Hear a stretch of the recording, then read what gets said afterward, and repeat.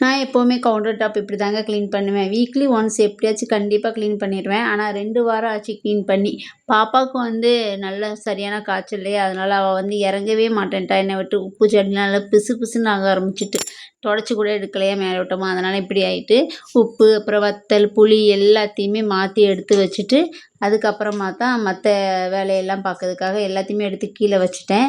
அப்புறம் gas stove, அப்புறம் ஃபுல்லா இருக்கிற சுத்தி இருக்கிற டைல்ஸு, அப்புறம் அந்த கவுண்டர் டாப்ல உள்ளது எல்லாமே சோப் போட்டு நல்லா கழுவி விட்டுட்டேன். அவ்வளோ பிசுபிசுப்பு.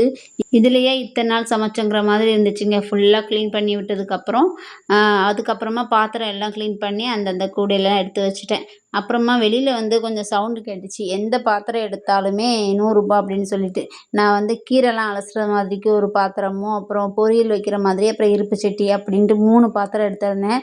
நல்லாவே இருந்துச்சு. ₹100 சொல்ல முடியாதுங்க. ₹200க்கே ஒர்த்து தான். அவ்வளோ வெயிட்டு நல்லா நெளியாத மாரி சூப்பரா இருந்துச்சு. எடுத்துட்டு வந்துட்டேன். பாப்பாவுமே எந்திரிச்சு வந்துட்டாங்க. அவங்களுக்கு பாய் சொல்றாங்க பாருங்க. அவ கேமரா பார்த்தோனே இப்ப பாய் சொல்ல ஆரம்பிச்சுட்டா குட்டி பொண்ணு.